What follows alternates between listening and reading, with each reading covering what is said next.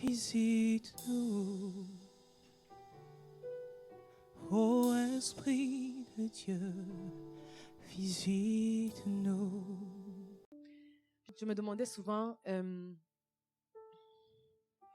pourquoi, quelle pouvait être cette atmosphère qui a pu pousser un roi à se déshabiller devant ses fidèles.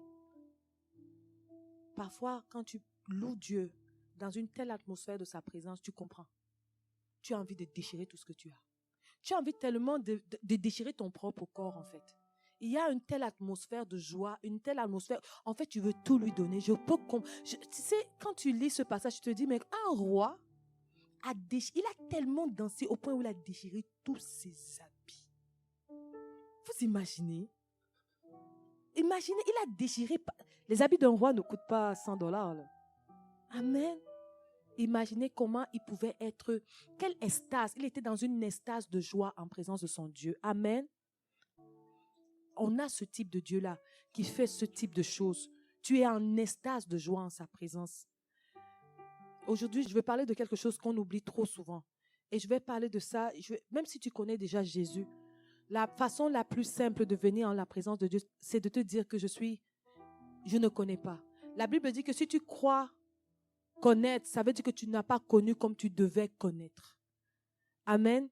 La Bible dit que laissez venir à moi les petits enfants parce que le royaume de Dieu est comme ceux qui leur ressemblent.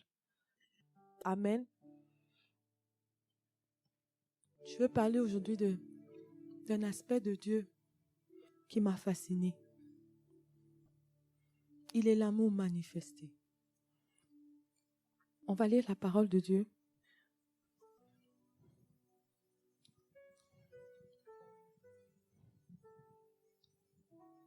Romains 5, verset 8. Romains chapitre 5, le verset 8. Romains 5, verset 8, je lis. Mais Dieu prouve son amour envers nous en ce que, lorsque nous étions encore pécheurs, Christ est mort pour nous. À plus forte raison donc, maintenant que nous sommes justifiés par son sang, serons-nous sauvés par lui de la colère. Amen. Amen.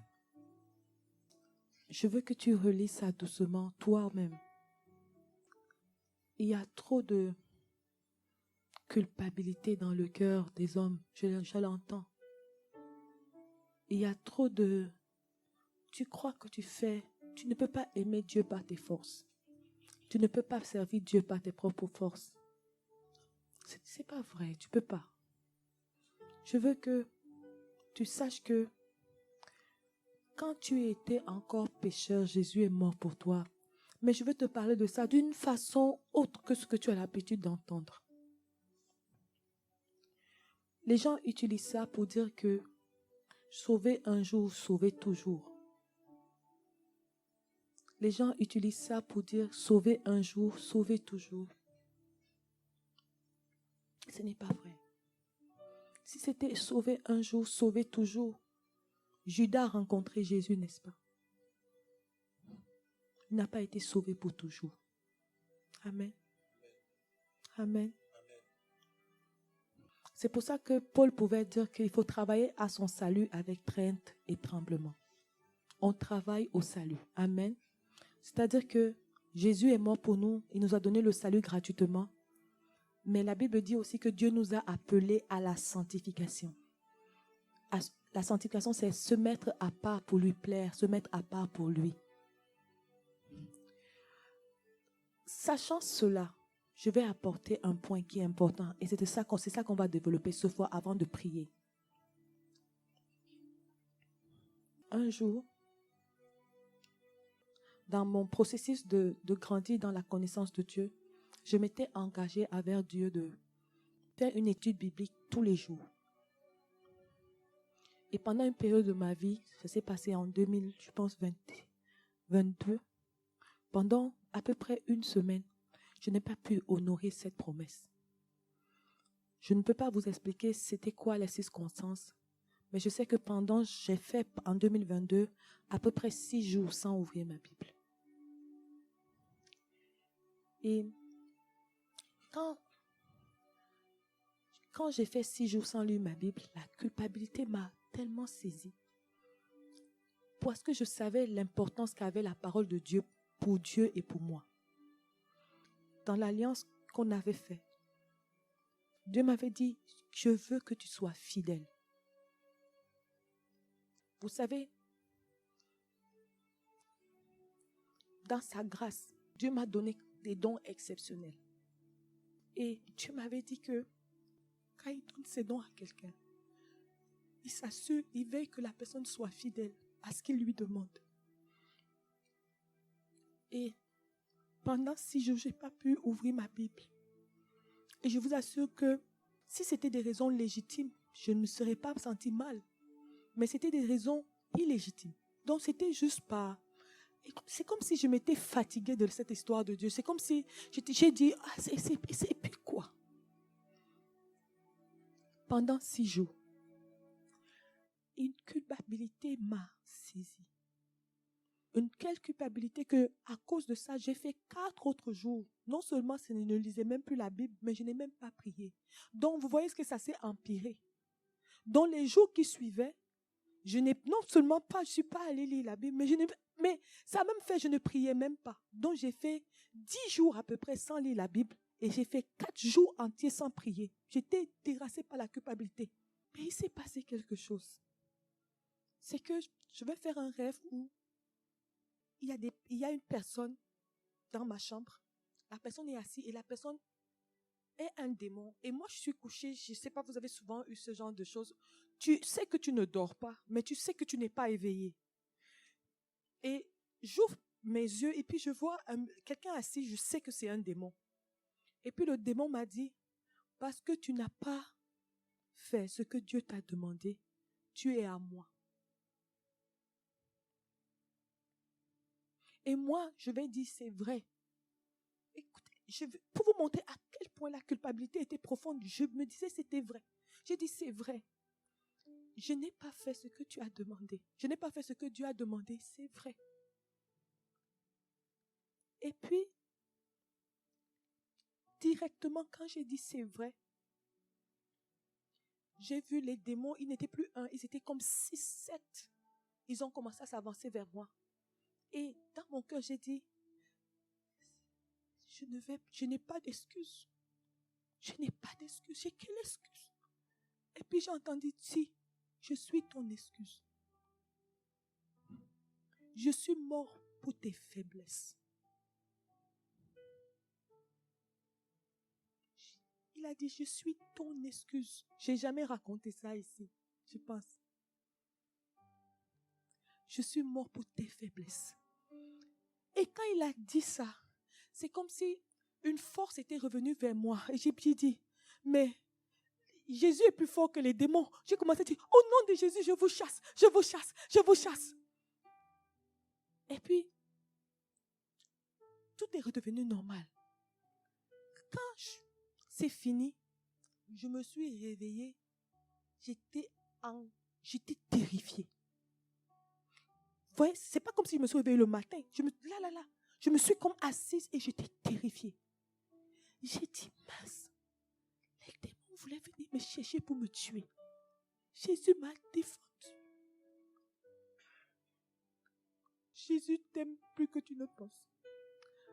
Il y a quel péché qu'est-ce qui te séparera de l'amour de Dieu? Rien. Il est l'amour manifesté. Regarde, quand tu étais imparfait, quand tu vivais dans le monde, Jésus est mort pour toi. Quand tu ne méritais pas, quand tu ne lui avais même pas encore dit oui, Jésus est mort pour toi. Est-ce que tu sais c'est quoi mourir pour quelqu'un qui est indigne? C'est comme si dans ta vie, tu veux adopter un enfant. Mais l'enfant n'a pas encore accepté. Pour que tu adoptes cet enfant et que l'enfant rentre dans tes grâces, il faut que l'enfant dise oui. Mais toi, jour après jour, nuit après nuit, tu soupires à ce que l'enfant, tu as tout fait les procédures. Tu es même parti, tu as donné tout ce que tu possédais pour que cet enfant accepte que tu l'adoptes. Et le jour que l'enfant accepte que tu l'adoptes, imagine, tu veillais déjà sur l'enfant avant qu'il n'accepte que tu sois son père. Nous tous, nous savons que Jésus veillait sur nous avant que nous ayons dit oui. Je ne sais pas d'où vous venez. Moi, je suis africaine du Cameroun. La sorcellerie là-bas, là, ça n'arrive pas. Oh.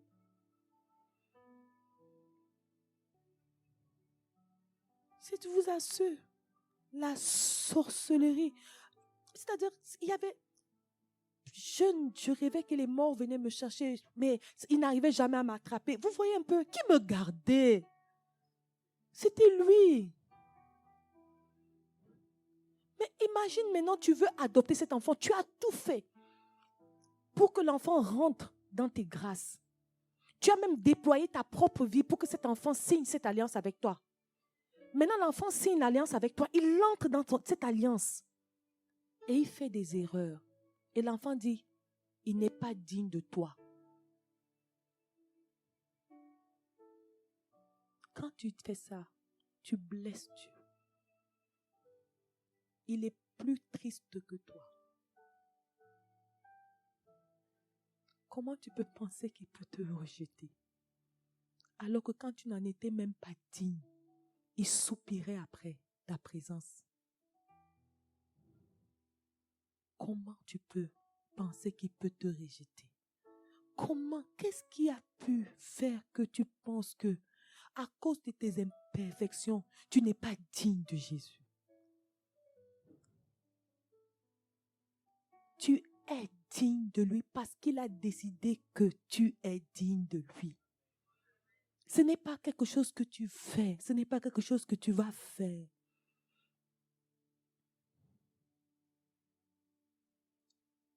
Jésus a tellement misé sur toi. Il n'a pas misé sur toi pour que tu deviennes un super-héros. Il a misé sur toi pour que vous ayez une relation. Voilà sur quoi il a misé. Est-ce qu'on peut juste s'aimer? Il te demande, Nancy, peut-on juste s'aimer? Voilà ça. Est-ce que vous savez que tout ce que Jésus a fait là, c'est par amour? Il a dit que je ne peux pas être à un endroit, il y a un malade, je ne le guéris pas.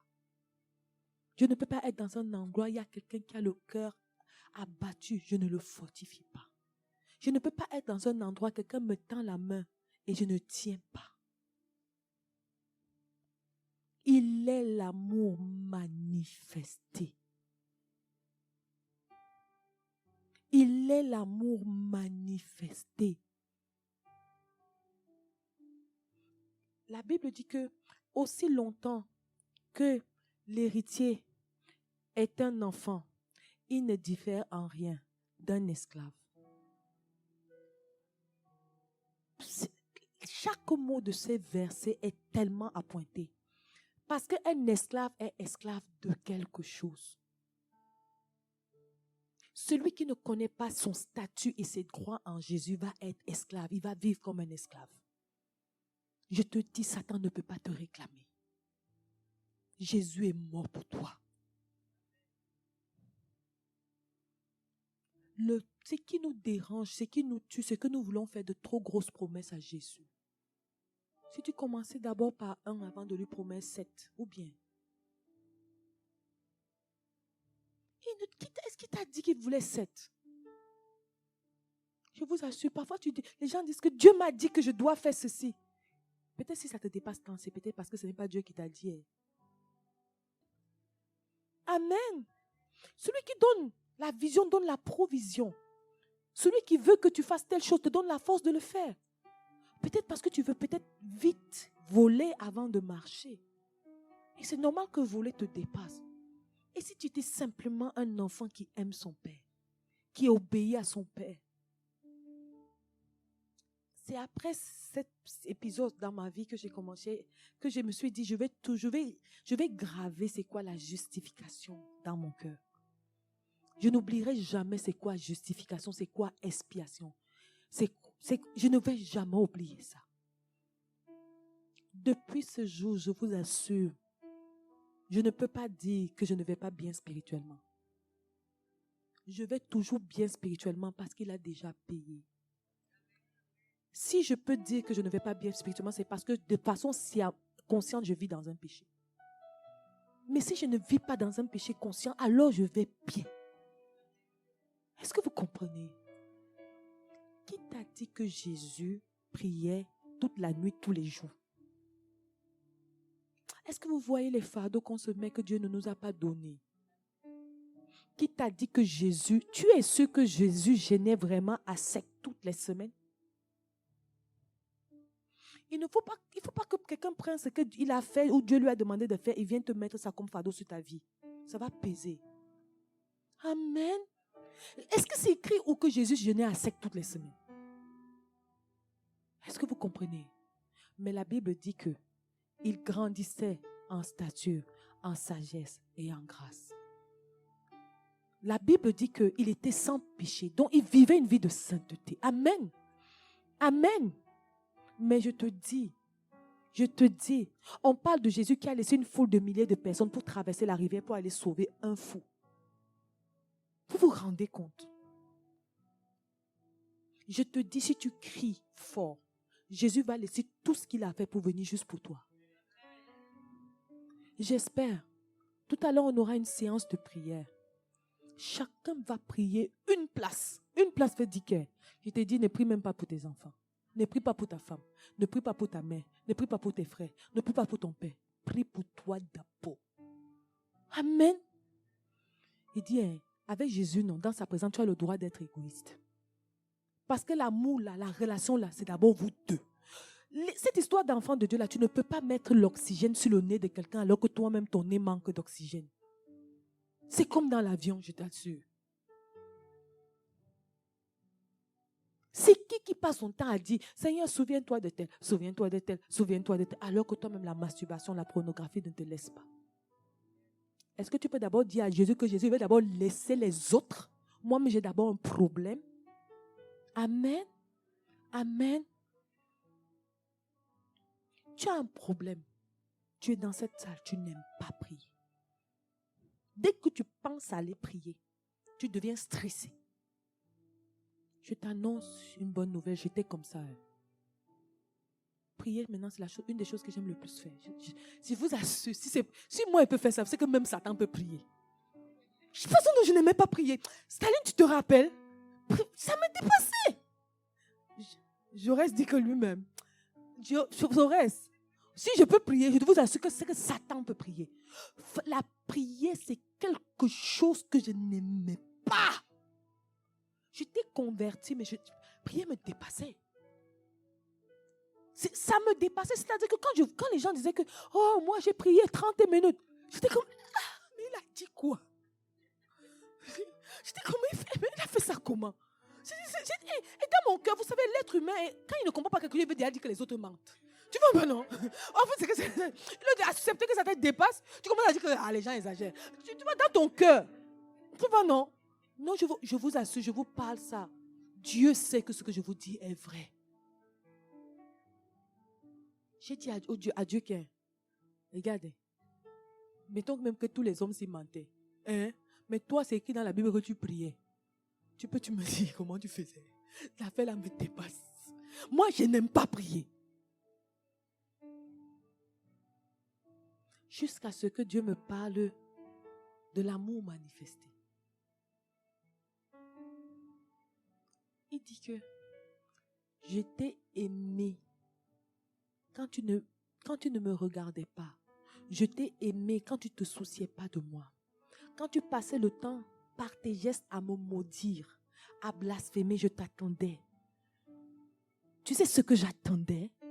J'ai dit non. Il dit que je te dis, Nadège, je n'attendais pas l'éternité. J'attendais juste le jour où toi et moi, on aura du temps pour être à deux. La prière. Mince. Mais il fallait m'expliquer ça depuis comme ça, Jésus. Donc c'est tout, oui.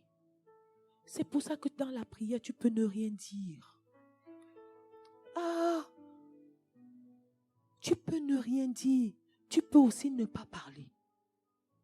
C'est pour ça que dans la prière, tu peux pleurer seulement. Ça finit là. Tu as prié. C'est pour ça que dans la prière, tu peux juste danser. Mais si on m'avait expliqué ça depuis, mais c'est que j'ai prié depuis. Pourquoi Pourquoi les gens font toujours que c'est comme s'il faut être trop spirituel pour faire ça? S'il te plaît, si le Saint-Esprit permet que je parle de ça ici, c'est parce que ça délivre quelqu'un. Si quelqu'un veut juste être avec toi, Sarah, imagine, quelqu'un veut, tu sais seulement qu'il veut juste que tu sois là. Est-ce que c'est Dieu? Si c'est lui qui veut que je sois là, il va s'arranger ce qu'on ait de quoi parler, vrai ou faux? Ah, c'est ton fardeau ou c'est pour lui? C'est lui qui...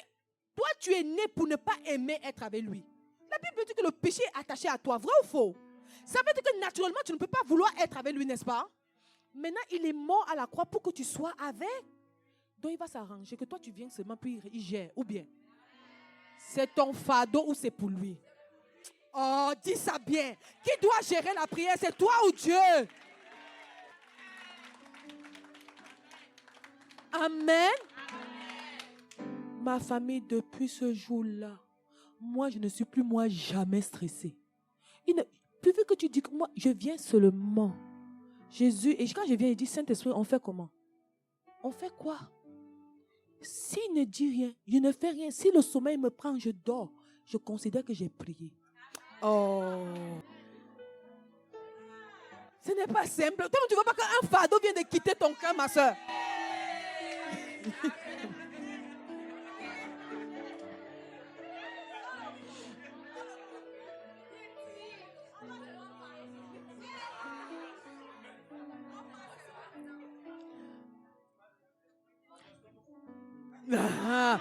Amen. Et tu vas voir. Quand tu pars dans cet état d'esprit-là, ce n'est pas moi qui gère ça. C'est lui. Moi, je viens seul.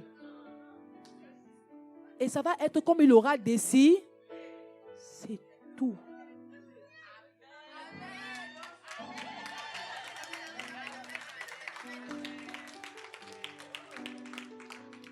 La Bible dit que, et je vous donne l'appui biblique de ça, qu'il n'y a que l'esprit qui connaît les profondeurs de Dieu. Ça veut dire qu'il n'y a que l'esprit qui sait comment prier. Amen. Puisque c'est l'esprit qui sait comment prier, pardon, moi je m'assure que je me mets dans les dispositions où l'esprit peut venir se déployer. Amen. Amen. J'arrive dans la présence de Dieu. Je m'assure que j'ai un cœur repentant. Je m'assure que il n'y a pas de culpabilité dans mon cœur. Que s'il me reproche quelque chose, je lui ai dit. Et puis je lui dis, Seigneur Jésus, moi Nadège, ta fille, je suis venue ici pour rester avec toi. On fait comment? Qu'est-ce que tu veux qu'on fasse? Est-ce que vous savez que parfois, je crois que je vais prier, j'entends, lis ta Bible. Et puis à cela, je lis ma Bible. Dans cette atmosphère de prière, j'ai prié. J'ai prié. Mais la prière, n'est-ce pas une communion, une conversation avec notre Père? Quand tu lis la Bible, qui te parle? C'est l'Esprit de Dieu, non? Ce n'est pas une communication, ça. Maintenant, il y a des moments où je dis que, comme je n'ai rien à faire là, Seigneur, je fais quoi? Rappelle-toi, il y a plusieurs types de prières. Il y a l'adoration, il y a l'intercession, il y a la supplication. Oh, acclamez les étudiants du REDA. Il y a le plaidoyer. Le plaidoyer. Je vais finir avec cet aspect de la prière. Je mets une louange que j'aime beaucoup. Je mets ça dans mon YouTube. D'accord? Ou alors, télécharge tes musiques avant. Télécharge tes musiques. Hein? Tu télécharges tes musiques et tu mets les musiques. Ma soeur, tu sais quand tu veux prier, tu ne sais pas comment prier, non? Hein? Tu peux faire une chose. Ce que la musique dit, chante ça en priant. Comme, par exemple, on a chanté « Je parlerai de ta bonté ». Ce n'est pas la prière. Et quand un mot vient de toi, même ajoute le mot. Tu n'as pas prié. Si ta part doit commencer comme ça, tu as péché avec quoi?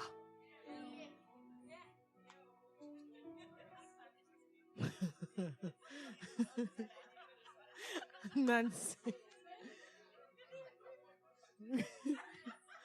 Amen. Amen. Amen. Il est l'amour manifesté. Je vais te donner un secret. Si tu as l'impression que l'affaire de Dieu, là, ça devient trop compliqué pour toi, tu as manqué une route. Tu n'es plus dans le chemin de ça. Il est l'amour manifesté. Dans sa présence, c'est léger. Tu es léger. Maintenant, rappelle-toi, avant que tu ne donnes ta vie à Jésus, il veillait sur toi. Maintenant que tu as donné ta vie à Jésus, il veille encore plus sur toi. D'accord? Il est l'amour manifesté. Il est l'amour manifesté. Amen. Est-ce que c'est à cause de ça qu'on peut se justifier de vivre dans le péché? Non. Au contraire, c'est ça qui va nous pousser. C'est ça qui va nous pousser. Je vais te raconter une autre expérience. Les gens ne savent pas. Un jour, tu te rappelles en juin de l'année passée, quand on avait prié pour que la boule que tu avais disparaisse. Ce qui s'était passé, c'était que j'avais l'habitude d'avoir une façon de préparer tous les événements que nous avions. Nuit de prière ou campagne d'évangélisation. Je ne sais pas, c'était une nuit de prière. C'était un culte spécial. Quelque chose comme ça. Et chaque fois, j'ai toujours une façon de préparer. Mais Dieu avait fait exprès. Je n'avais rien fait. C'est-à-dire que même le message que je devais prêcher, je ne l'avais pas préparé. Et ça, vous comprenez? Donc, je n'ai même pas lu les versets bibliques avant. Je n'ai même pas eu le temps. Et j'ai dit au Seigneur Jésus que toi-même, tu te rappelles que c'est toi qui m'as demandé de faire l'affaire là. Donc, il faut, venir. Sinon, la honte va t'arrêter là-bas, je te dis. Il ne faut pas porter la pression de Dieu. C'est sa pression. Toi, tu étais cranky chez toi, il est venu t'appeler qu'il faut aller prêcher là-bas. D'où il va s'arranger? Ou bien, ma soeur, si j'ai voulu faire et que je n'ai pas pu donner, il va seulement s'arranger que ça donne. Je vous assure, c'était la première fois que ça m'est arrivé. Je suis venue dans un événement spécial où on avait invité du monde. Je n'avais pas prié. Je n'avais pas lu la Bible. Je n'avais rien fait. J'étais occupée. Mais j'étais dans la présence de Dieu. Ce jour-là, je n'ai jamais eu autant de paroles de connaissance ou de manifestations de la puissance comme avant ce jour-là. Tout ce qui se passait avant n'était rien par rapport à ce jour-là. C'est ce jour-là que Dieu avait donné une parole de connaissance qu'il y a quelqu'un qui avait une boule et on a guéri, la boule a disparu. On a prié, la boule a disparu. Est-ce que vous comprenez? Afin que nul ne se glorifie. Afin que, dis ça à ton voisin, nul ne se glorifie. Nul ne se glorifie. Depuis le jour-là, oh, je fais ce que je peux. Ce que je ne peux pas, je ne fais. Je te dis, la seule chose que Dieu exige de toi, c'est une vie de sainteté.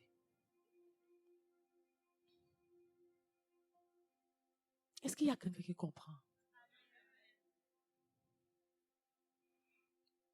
Pourquoi tu ris comme ça, ma soeur? C'est parce que avant que tu donnes ce message, moi j'ai vécu ce que tu as dit. Par exemple, quand je disais au Seigneur que j'ai envie de méditer et je rate la méditation du matin, je vais culpabiliser, je vais m'en vouloir. Seigneur, je n'ai pas médité. Plus je m'en vais, j'oublie même de prier. Et je me rends même pas compte que je ne savais pas que je pourrais mettre un chant et puis je chante le chant, c'est comme prier. Donc maintenant, je comprends que c'est tellement facile maintenant pour moi de prier parce que j'ai eu la délivrance en fait. Amen, amen. Et je vais te dire, on bénit le Seigneur, tu vas voir, quand tu vas passer, en fait, ce qui fait prier, c'est le Saint-Esprit. Tu vois ces temps que tu vas multiplier dans la présence de Dieu, va faire qu'un jour tu vas arriver.